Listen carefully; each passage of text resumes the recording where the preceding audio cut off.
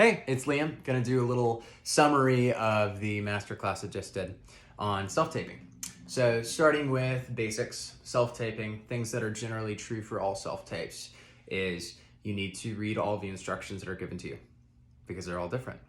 And even if you got a national tour for this thing one day and a national tour for this thing the other day, like they're probably different. Even if it's the same casting agency, it's just always different. So you read and you make sure that do they need a slate? Do they need you to put your availability in the C-mail and your actor's access? It's all these little things that you need to read, and you need to make sure they're on your mind as you're auditioning so that you don't forget and film it all. And then you're like taking it all down, and then you check and you're about to post it, and you're about to send it to them, and you're like, I didn't do this, and now I have to do another 16 bar or something like that. So read everything.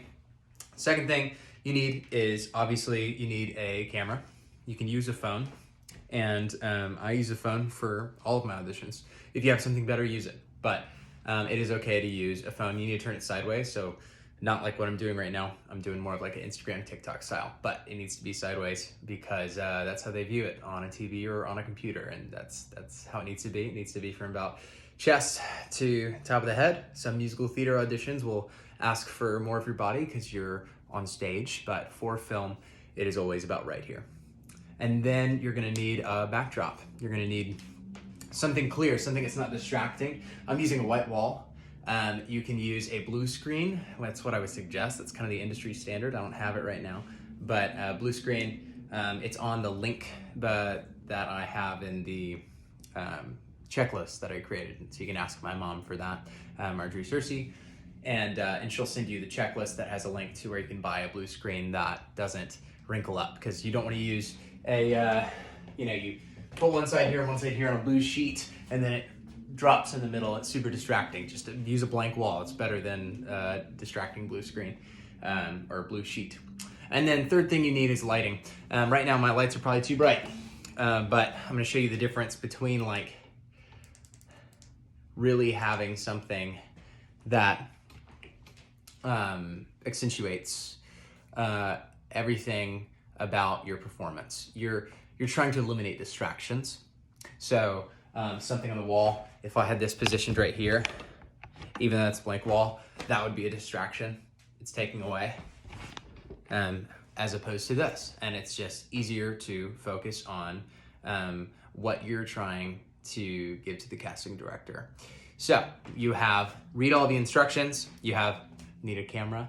You need a backdrop, blue screen. You need lighting. Ring light works. I have a link in there as well.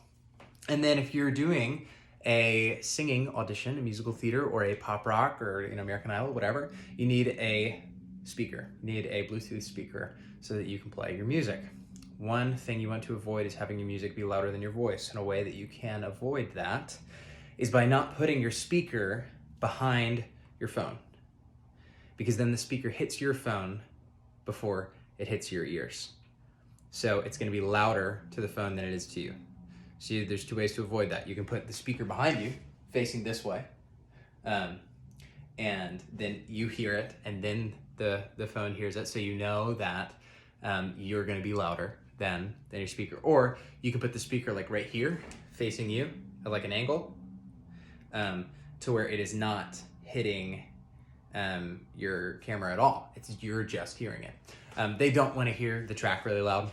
They want to be able to make sure that you are able to follow a track, that you're able to stay in the pocket and rhythm. So you want to hear the music for sure, but you don't want to hear it more than your voice.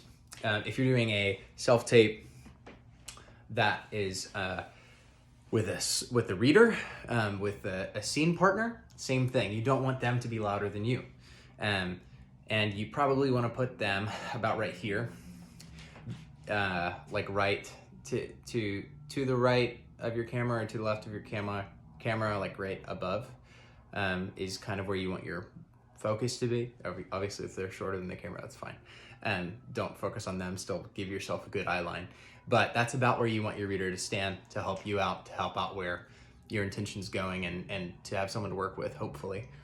but you don't want them to be too loud. You want them to be softer than you, and you don't want them to take too many pauses. You don't want them to try to act it out too much unless it's all about your reaction. Because sometimes you can play that. You're like, hey, in this line, we're supposed to stare at each other for 20 seconds and I'm supposed to cry at the end. Like, obviously, read those instructions as part of reading everything you're given in the script. If it says that, do that.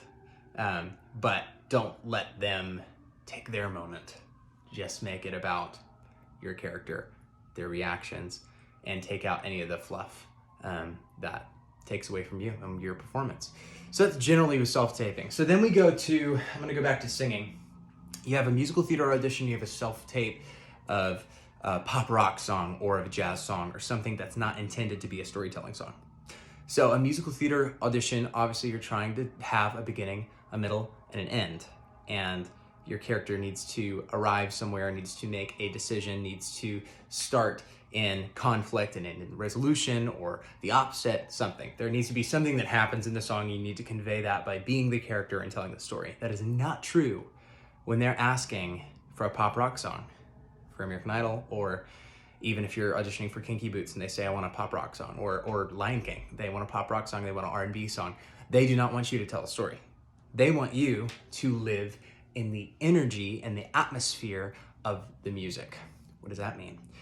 That means the feeling you have when you listen to your favorite song in your car, and you're there and you're listening to it, and whatever that creates, they want to see that.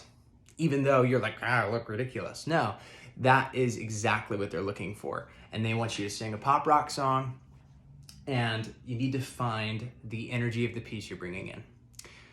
Obviously, bring in a good song for the thing you're auditioning for. If you're auditioning for Kinky Boots and you do, a weird cerebralist ballad, and and you're auditioning for Lola, you need it to be right. You need it to be the right energy. But then to find that energy, here's a couple tips and tricks. One is you can use a microphone, not a real one, and don't use your hand, but imagine it's right here. And you need to say every line into that microphone, or they will miss, the whole stadium in front of you will miss your words. But what I want you to do is find every moment you can to enjoy the song away from the microphone, and then come up and find it. And you're like, and I think it's gonna be a long, long time. And I think it's gonna be a long, long time, right? That feeling of you're in it, you're finding a groove, and then you're here again. And it makes it to where they don't miss your face and you're still giving a story, but you're having energy outside of it. Second one is you think you're in a music video. You give a music video like you're in your own house. This is your song, and this is how you would deliver it in your own room, dancing in your room, at a sleepover with your friends. And it's like, this is my song and I'm doing a music video.